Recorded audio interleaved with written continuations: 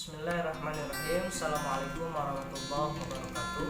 Perkenalkan, nama saya Wisnu Panjaitan Mubarok. Di sini saya akan sedikit memaparkan penjelasan terkait dengan manajemen penanggulangan bencana.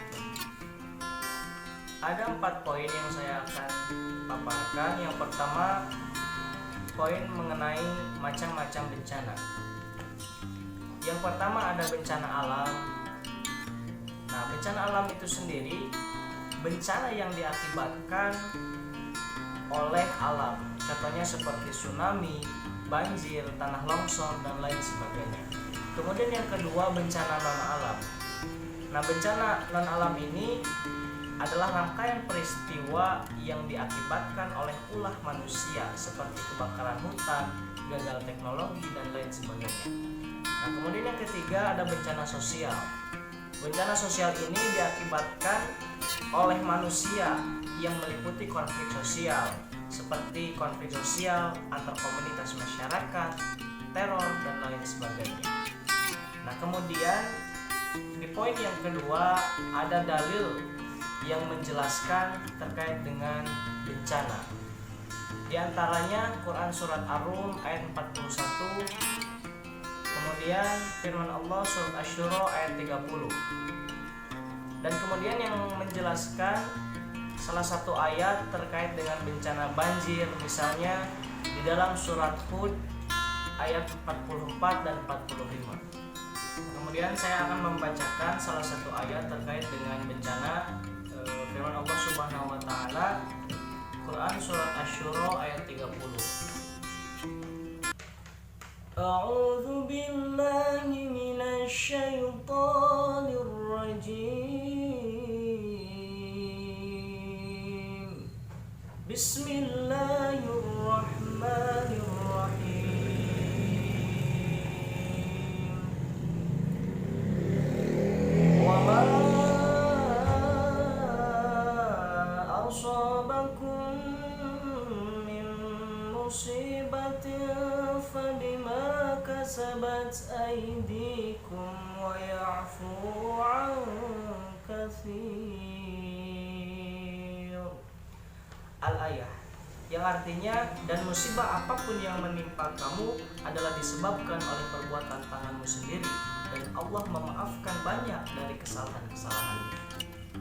Nah, di dalam tafsir Ibnu Katsir mengatakan bahwa musibah yang menimpa kalian semua maka disebabkan oleh perbuatan tanganmu sendiri, yakni betapapun kamu hai manusia tertimpa musibah, sesungguhnya itu hanyalah karena ulah buruk kalian sendiri.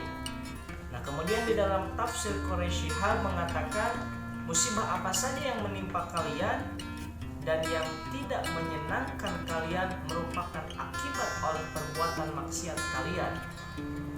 Apa yang di dunia telah dimaafkan, diberi hukuman Allah, terlalu suci untuk menghukum hal itu di akhirat nanti. Nah, jadi ayat ini menjelaskan terkait dengan bencana yang diakibatkan oleh manusia, dan Allah selalu memaafkan kesalahan-kesalahan yang diperbuat oleh manusia. Nah, kemudian di ayat selanjutnya ayat Al-Quran yang menjelaskan tentang bencana banjir dan lain sebagainya. Salah satu ayat yakni surat Hud ayat 44 dan 45. A'udzu billahi minasy syaithanir rajim.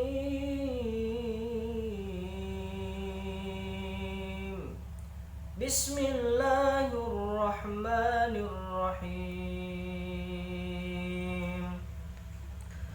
Wa qila ya ardu ibla'i ma'aki wa ya sama'u aqli'i wa dhidal ma'u wa qudiyal amru wastawat 'alal wujudi wa qila bu'dan liqaumiz zalimin. Wa nada Nuhun rabbahu faqala rabbi inna ibni min ahli wa inna rabbikal haqq wa anta ahkamul hakimin. Al-ayah Sadaqallahul Azim. Nah, penjelasannya di dalam tafsir Al-Marwazi mengatakan bahwa Nuh menyeru kepada Tuhannya setelah ia memanggil anaknya agar ikut menaiki perahu. Ini terkait dengan bencana banjir yang dialami oleh Nabi Nuh ketika kaumnya melakukan kezaliman. Nuh berkata, "Ya Rob, sesungguhnya anak ini termasuk keluargaku yang telah engkau janjikan akan diselamatkan ketika engkau memerintahkan aku untuk mengangkut mereka ke kapal. Dan sesungguhnya janjimu adalah benar yang tidak mungkin kau pungkiri, dan engkau adalah sebaik-baik hakim yang memberi keputusan dengan benar." Seperti yang engkau katakan di dalam surat Al-Maidah, di dalam surat Al-Maidah ayat 50, "Dan hukum siapakah yang lebih baik dari hukum Allah bagi orang-orang yang yakin." Nah, jadi kesimpulannya bahwa Nuh menginginkan anaknya itu selamat juga. Anak itu tidak ikut naik kapal sampai tenggelam sesudah beliau memanggil-manggil agar ikut naik. Jelas bahwa seruan Nuh kepada Tuhannya ini pasti terjadi persis sesudah terjadinya dialog antara dia dengan anaknya itu sebelum mereka berdua terhalang oleh gelombang.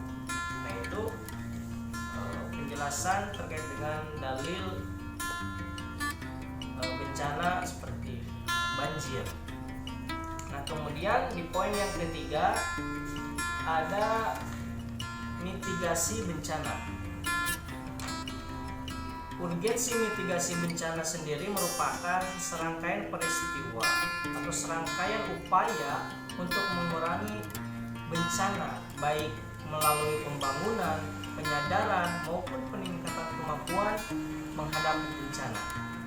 Nah, jadi urgensi mitigasi bencana ini sangat penting bagi masyarakat, karena selain ilmu pengetahuan masyarakat juga bisa lapang untuk dapat membantu dari segi materi maupun non-materi. Nah, yang terakhir yang akan saya sampaikan terkait dengan pentingnya manajemen penanggulangan bencana.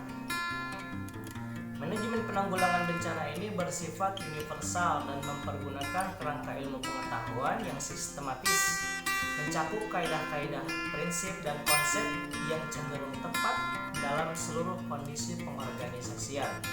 Nah, jadi manajemen penanggulangan bencana ini dapat diterapkan dalam pengorganisasian, baik secara tingkat pemerintah, lembaga sosial, dan koordinasi di lapangan, sehingga dapat disimpulkan manajemen dalam penanggulangan bencana jika tidak terkoordinasi dengan baik, maka akan banyak korban yang terlantar dan bisa mengakibatkan kematian. Jadi manajemen penanggulangan bencana ini sangat dibutuhkan di dalam suatu masyarakat ketika terjadinya suatu bencana untuk meminimalisir terjadinya korban jiwa. Nah, seperti itu. Mungkin sekian yang dapat saya sampaikan. Mohon maaf apabila ada kesalahan. Ditutup dengan doa, Rabbana atina fid dunya hasanah wa fil akhirati hasanah wa qina adzabannar. Nun wal qalami wa ma yasturun fastabiqul khairat. Assalamualaikum warahmatullahi wabarakatuh.